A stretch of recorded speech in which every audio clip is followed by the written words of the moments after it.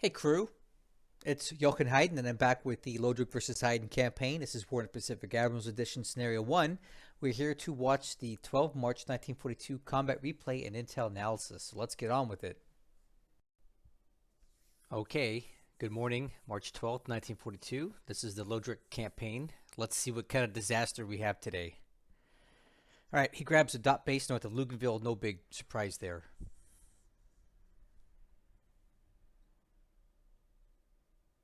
These Coast Watchers, I don't even bother with them because they're rarely accurate.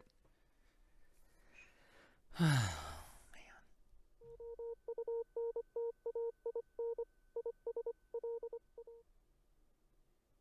Well, no surprise, my bombers are getting lost.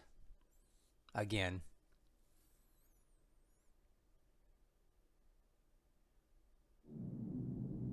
No, we get some into Afate here.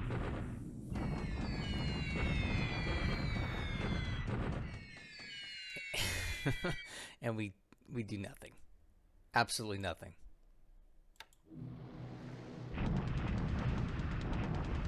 This is actually a port strike. I'm trying to just do something to this base, but it's not working out. Okay, we do have some B-17s come in. Ooh, we do have clear sky. We get one airbase hit, damaged B-17s. We should have a few more coming in, I hope.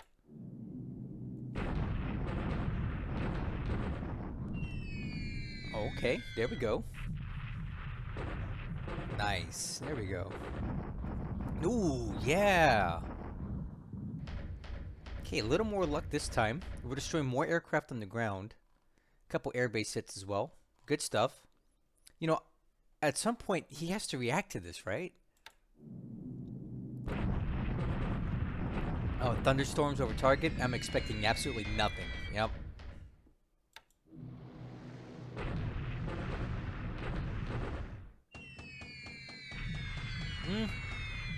Got a little hit there. Okay, that's it for the night bombing. Some decent hits in Bangkok. Oh! So much for that one. We knew that was going to sink. And it was not the Hammond. That's some fog of war stuff right there. Oh! Now he's taking Rao Island. This is a dot base in between Fiji and New Zealand. And you want to know something funny? I pulled the task force out of there 2 turns ago, just wanting to return it to New Zealand. And sure enough, he invades it the next turn. Oh boy. Okay. Now he's landing at Tanjung Salon. Tanjung Salor. And I have the leftover troops from Tarakan are in there. This base should fall quickly. They're so damaged.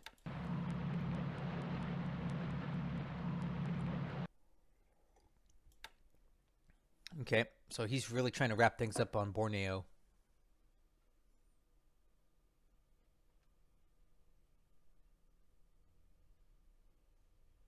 Okay, now we've got some daylight here.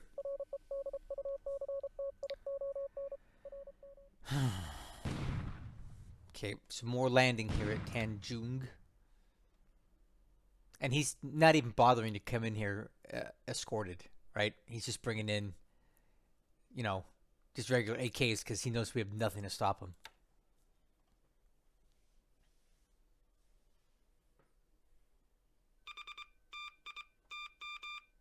Okay, here we go for some AM phase.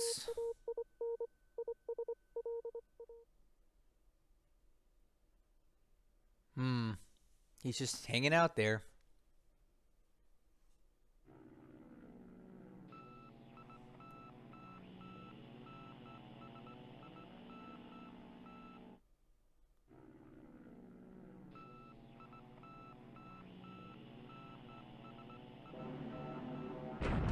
What? I don't get this guy. He's not flying any cap over Bangkok. Why not? What is he doing?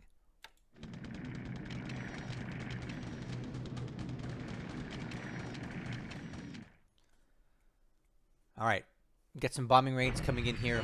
Again, this is the main focus of his push north now. He wants to break through here because that's where we're weakest. These light bombers aren't going to do much. I'm sure the big boys are coming in next, though.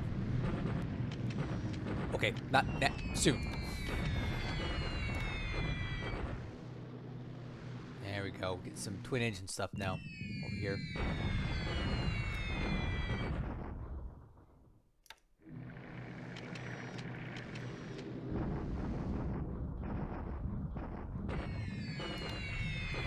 Right? And he's throwing a lot of stuff at that.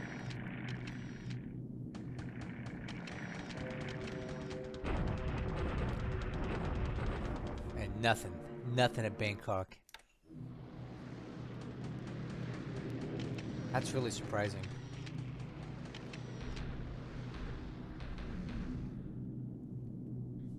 Wow. That was the AM phase? That was pretty light. Okay, here we go. PM phase now.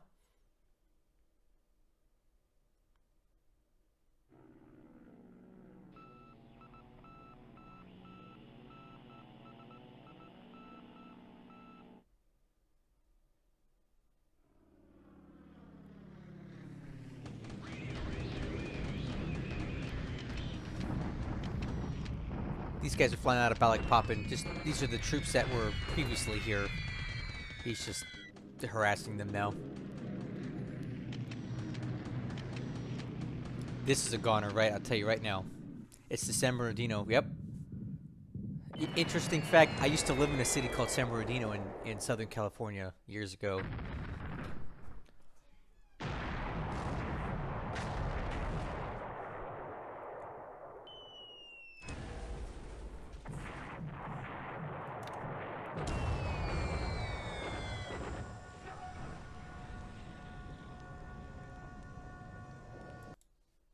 Okay, so that's literally the last ship of the convoy that was sailing down here. Nothing made it through. This was the last bit of it, and it did make it, so. I'm pretty sure there was 4 P-40s on there. What a shame.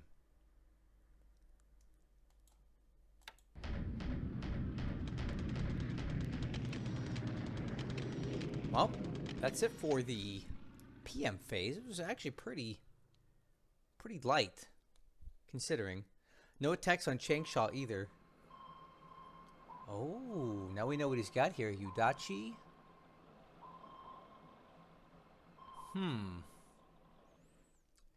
Udachi and the Shanghai Maru are at Port Blair. Probably more ships as well. So even if we didn't make an attack, it's good to know what he's got here. He's definitely unloading. Oh no!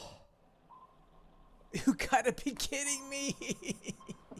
Did you see that thing? Ah! Wait a minute.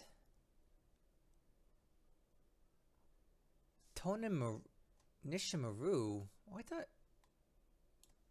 Didn't... Huh. I thought we sank these. Didn't we sink these like months ago?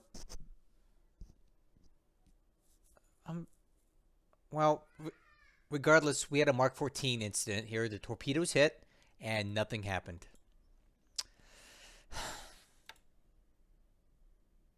Man, we're going to need to look into that. I thought we sank those. Both of those. Tonan whaler.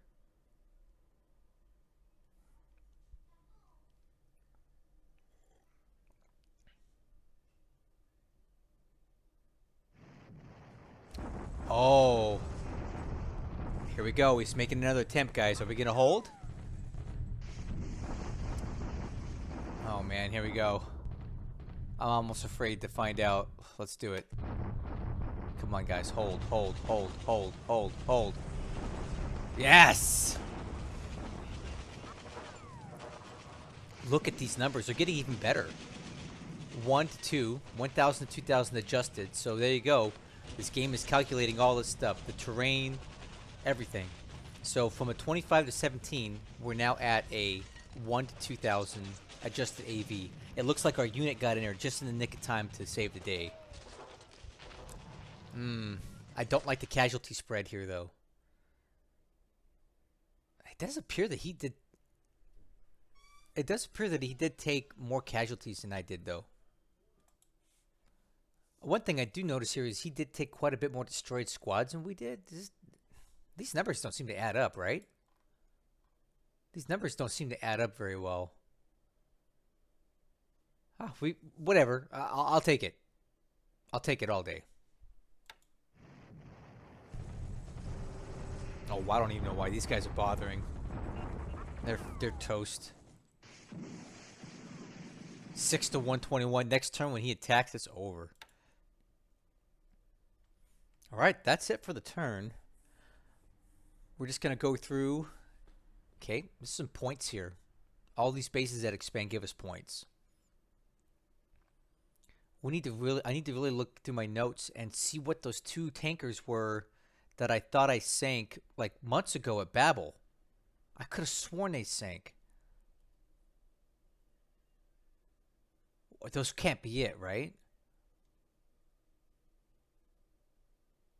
I'll be so upset if those are it. I was confident that they had sunk.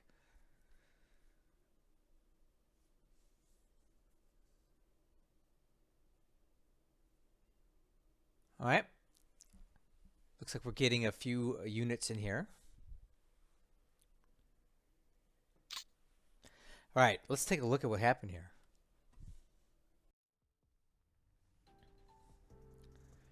Man, I think of everything that happened this turn, what's most frustrating for me was this tanker getting away. All right, let's look at the rest of it first. For this turn, aircraft losses 4 for us, 5 for him today. Of those, we lost 2 P-40s on the ground. That was probably on the ship that sank. He lost 3 Oscars on the ground. That's from our bombing on Bangkok, which is really good. He also lost a Sally due to bombing. He also lost a B5 and 2K, and we lost a C-33. Unfortunately, those are hard for us to recover. We don't get a lot of those. We also lost a B-17D, presumably shot down over a ball, or possibly Bangkok. No, it had to be Rabaul. I don't think we have B-17Ds in Burma. So those are the losses. Top pilots. Of those 4 aircraft lost, we only had 1 KIA. Looking at pilot replacements and our wounded pilots, which I like to do every turn.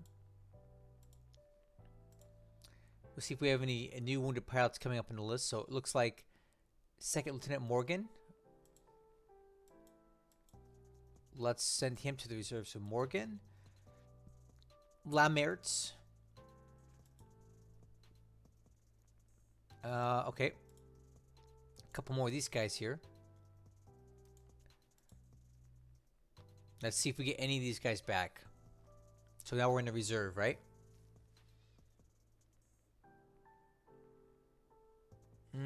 Doesn't look like Morgan's gonna make it back.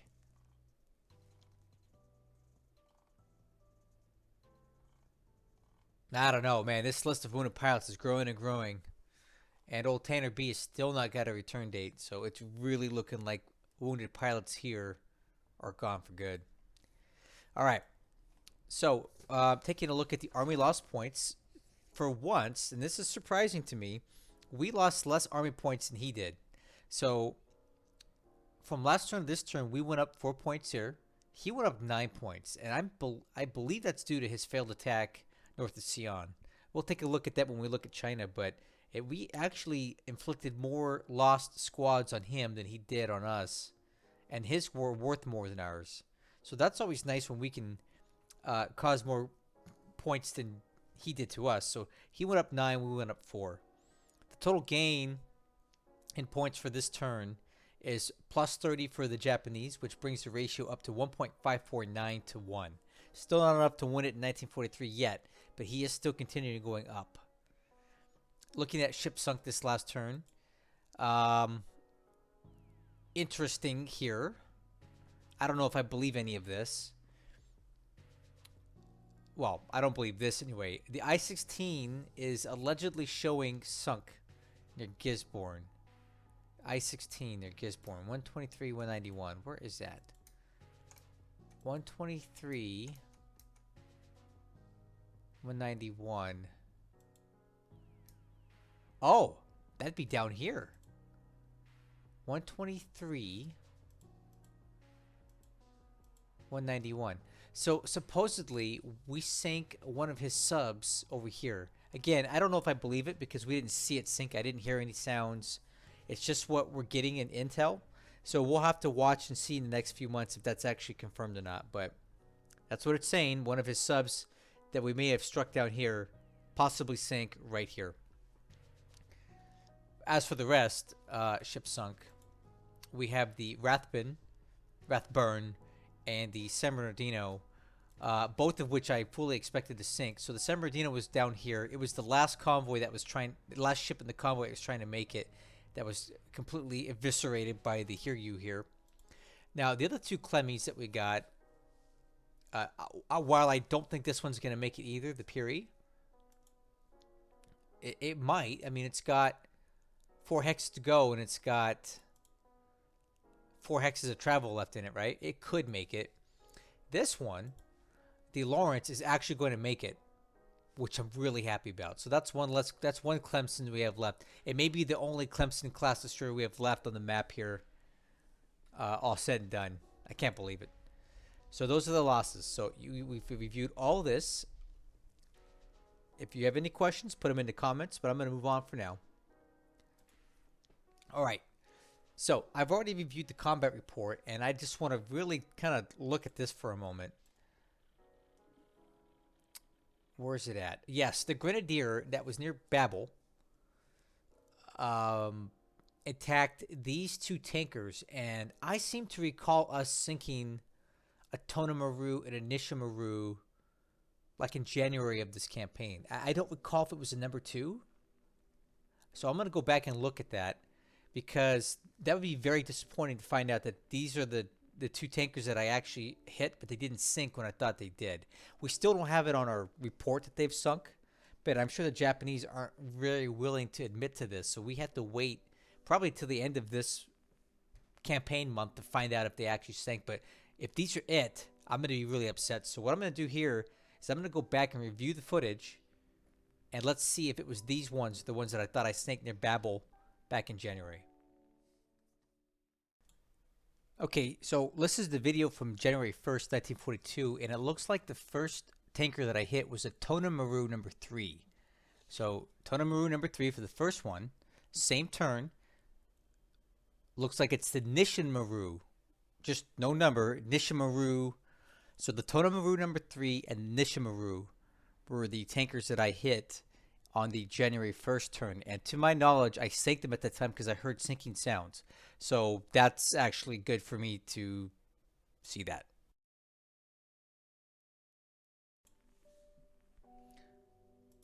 Alright, so I got that resolved now. So it was not the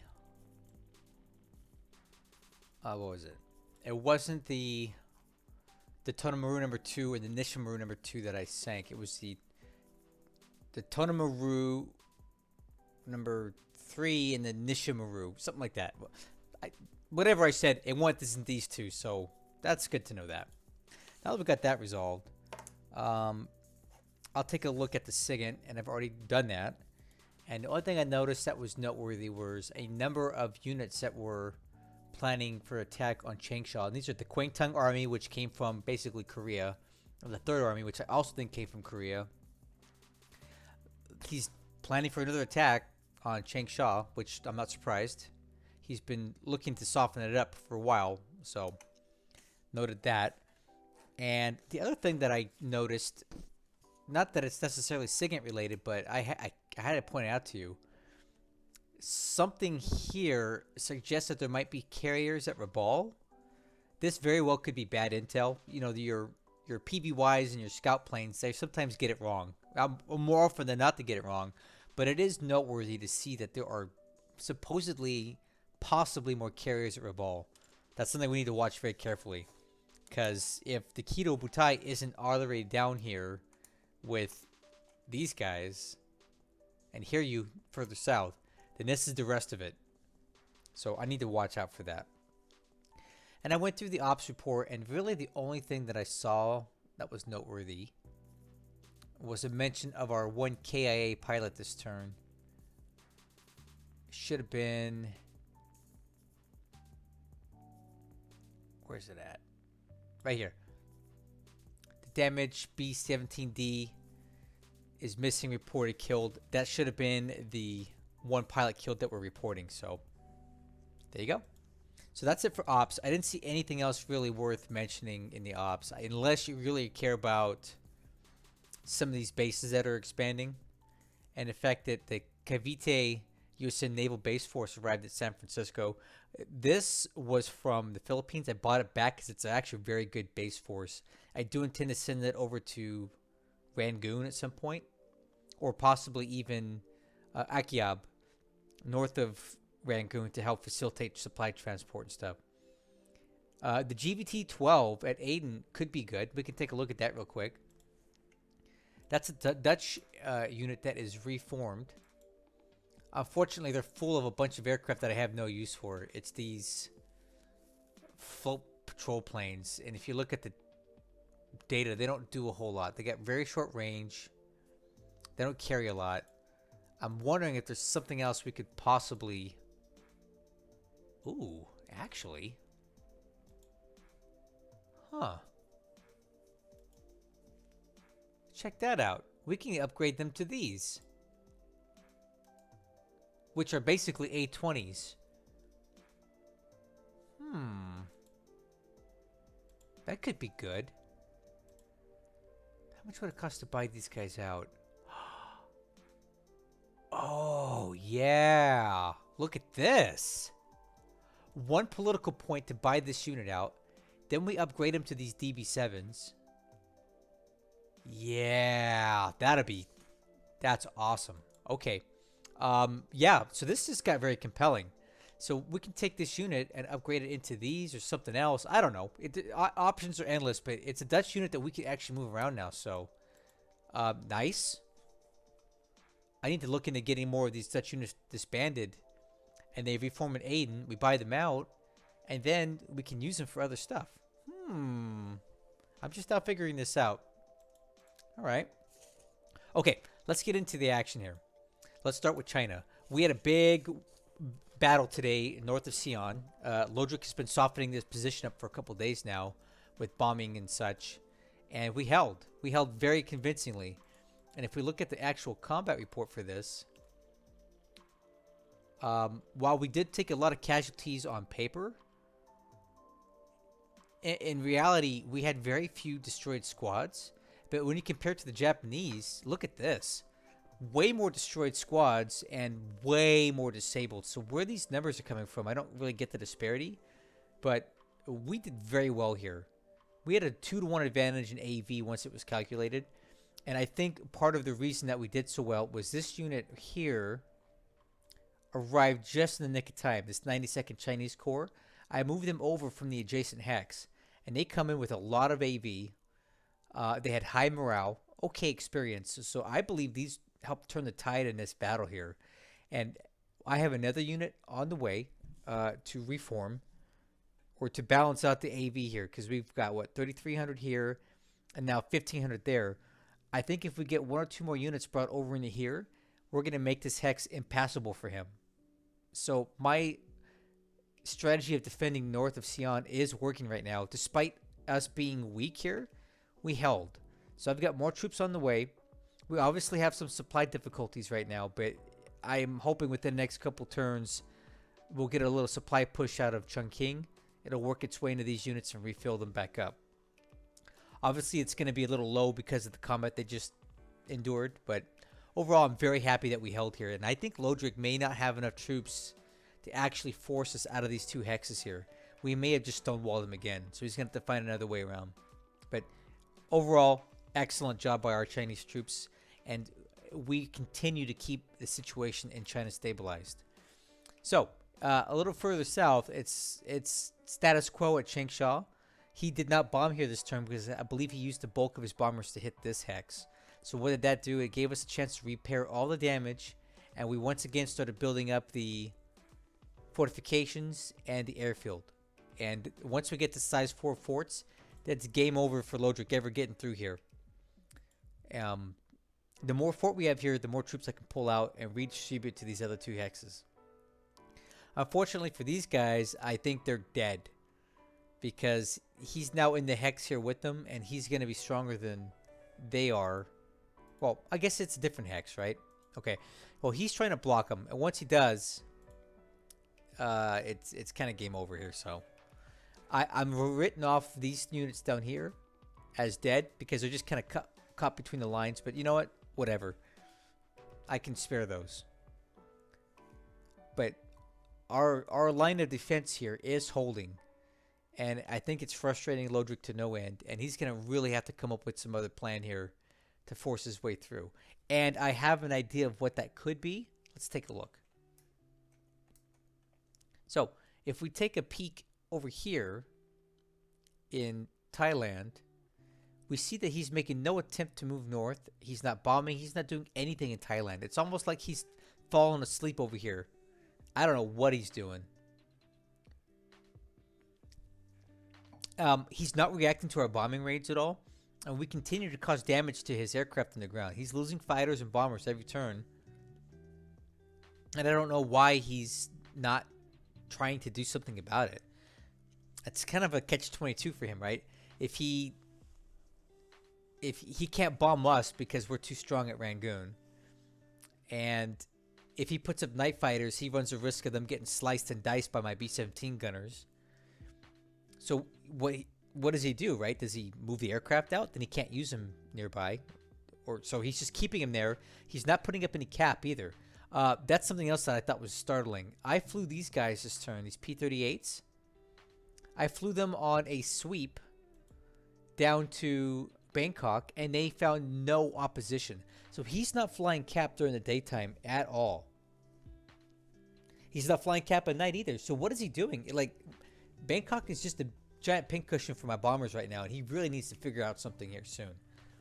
So we'll keep pushing and prodding at Bangkok to see if we can get Lodrik to do something here. But the only thing that I see that might be kind of interesting is the fact that there is an indication that at least some of his units in Bangkok are being railed to the southeast. And why is that? Well, I have one possible theory. I'm wondering if he just has completely given up on Burma entirely and is not going to attempt to defend it. He may be trying to rail these troops somewhere else, maybe to get to Saigon, to come up this way, to maybe open an offensive on this side of China to try to dislodge us. I mean, that's a possibility, because these troops are almost certainly from Singapore. I just don't know what he's doing with them and why. So this little arrow here does not necessarily tell us that he's sending everything on via rail, but it's showing us that he's sending something, and it's not going this way. So that's a good thing. So I'm feeling okay with our situation in Thailand right now. I've got more reinforcements coming down the road every single day, and I definitely want to take Chiang Mai for now and draw a new front line through here, and then we'll figure out a way to take Bangkok next. I don't think it's going to happen necessarily right away, but I think within the next several months, we may be in a position to actually challenge him for Bangkok. So stay tuned for that. At Port Blair, we had an AK and at least one destroyer unloading something here. I don't exactly know what, but let's keep an eye on this, because he may be trying to move some troops in here and maybe get a seaplane setup going on, which would not be good. So let's see what he does. Okay. Nothing to report down here except that Palembang, we have troops waiting to cross the river. I thought it was going to be this turn, but it may be one more turn. There's going to be a shock attack coming across from here into Palembang, and you can bet that he'll take it on the first attempt. We've got basically nothing there of any value. So, yep, not looking good in Palembang. Interestingly, he landed a naval force here at Tanjung Salor. I thought he would just come down this way, but apparently he really wants this base, so All we've got here are some Dutch leftovers from Tarakan, and they won't last. So my whole force on Borneo is just withering on a vine, and I need to find a way to get them out sooner than later. Anyway, yep, that's Borneo. We got some sort of activity here at Ternate. Looks like an escort force of some sort. I don't want to take the bait though, because I'm almost certain that he's got some zeros at Ternate guarding these guys. So if I send my bombers over here, they're just going to get shot up. This is where the tanker was intercepted that we missed. Rather, I should say, this is where our Mark 14 fail. And that's probably going to be the theme of this video, is how disappointing this Mark 14 fail was. Because I would have loved to bag another Tonan whaler or Nisshin whaler. Those are the largest tankers that the Japanese have. And they don't get basically any more like that. So if you sink or bag one of those, that's it for them. For that class. Right. So at Darwin, nothing happened. Really surprised. Not entirely sure why, but he just did not attack this turn. He may be saving up for one final push, which gives our troops a little bit of time to act together, but I'm sure we won't be able to withstand too many more of those. We have his carrier task force with the escorts and such located here. They appear to be moving back towards Java. I wish I had the subs that had fuel left. Well, I do. I think it's too late to intercept these guys now, though. So these are subs that are moving from the Malacca Strait down into Sopak, where I think they could be more useful. So we're just waiting for Darwin to fall. I'm trying to get supply into Catherine so I can get these aircraft fixed up and evacuated, but it's just not going very well. So it's very hard to get supply into here. Nothing happening at Perth. Nothing happening in southern Australia. Nothing happening on the east coast of Australia. Port Moresby is looking nice and calm. No big deal there. I already mentioned the possible carriers at Rabaul. An overall large buildup of troops and supply and every kind of thing here.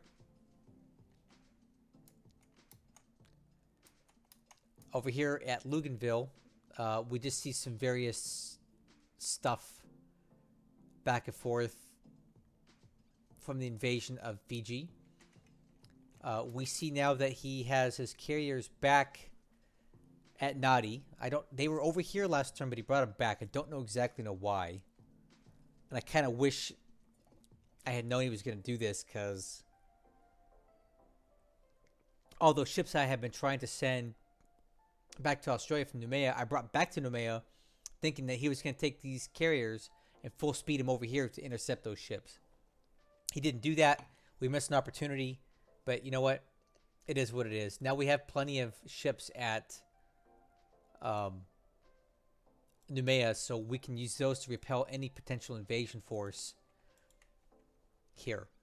I may move additional ships from Sydney out to Noumea at some point too, so we can put up an actual strong defense of the island should he choose to come back and invade it here. Regardless, Fiji is done for. These troops are going to be in this hex probably within the next turn or two, and it will definitely fall. We have nothing here that can stop them. We can try to build some force, but it won't do any good. So what I'm going to do now is just get these aircraft evacuated, whatever I can.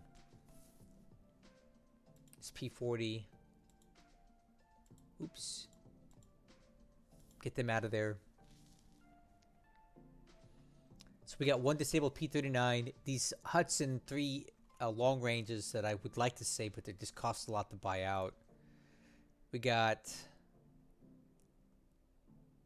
yeah, that's basically all we can move right now. But yep, so he's going to grab Suva, and when he does, there's going to be a massive point swing. Almost 830 point swing towards the Japanese. He already had a nice point swing from taking this.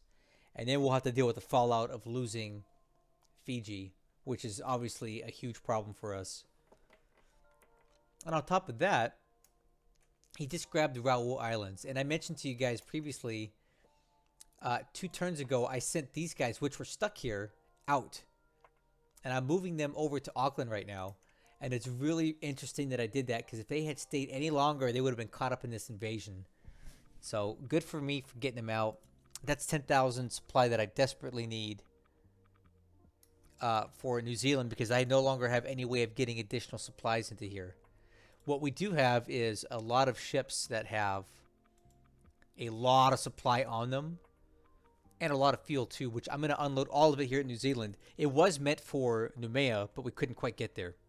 So I'm just going to dump it here in New Zealand until I can find a way to secure the southern convoy routes from stuff like this guy, which is actually the Hiryu Carrier Task Force. I am no longer comfortable sending any convoys in the South Pacific as long as I have no way of guarding them. And how do I guard them? With carriers, and I don't have any right now. Not down here. So New Zealand's on their own. Noumea's on their own. I hope I've done enough at Noumea to make it safe. We do have... let me see here. Probably about 700 AV on Noumea. We have really good terrain, jungle rough. We're going to have size 4 forts pretty soon. So him taking Noumea will be very, very difficult. He's going to have to throw everything he's got at it. And I'm comfortable that he won't want to bombard, because we have at least 211 mines here. I'm going to lay another minefield here pretty soon. So it's going to be very hard for him to bring ships into the Hex. I think he knows there's mines there, so he won't want to bring those in, because he'll know he'll take heavy losses from that. So a bombardment of Noumea is probably out. With the amount of aircraft that we have on station here, him attacking with his carriers is probably out, because we know how that's gone for him twice in a row. So I don't know. I think he's kind of in a pickle here. As far as taking New Caledonia, he may be able to take Kumak and Lafo, all these other bases, but when it gets down to here, I think he's going to hit a brick wall. Alright, I think that's it for this turn. Again, a lot of bad stuff did happen, but we did have some good stuff, and let's recount that. We had a successful defense in this Hex, and we also didn't lose any ships out here, other than what we already expected. Yeah, and Darwin's still around. So I've had worse turns than this, and given everything that's happened, we only lost 30 points today. That's one of the best days we've had in the last full week of this campaign, so I'll take it. If I can just have a few more like this, we'll be all set. So I hope you guys will stay tuned, because in the next couple turns I have something, nothing super big planned, but I've got a little bit of a what I like to call it a belligerent expedition. I'm sending some carriers out to do a little bit of reconnaissance and checking and stuff, so hopefully they run into something, and if not, hopefully they get into a little bit of a scruff, because I'd like to see some dead Japanese bombers. So thank you for watching this video. I hope you guys are enjoying this campaign as much as I am. If you're not on my Discord yet, I hope you'll join, because we're almost up to 200 members, and it's getting really exciting there. So come on over, and you can get into the conversation for this campaign, and the Helsing campaign, and the Desert Wolf campaign, and everybody else's campaigns that are involved there. So come on over. And until then, I'll catch you guys on the next one.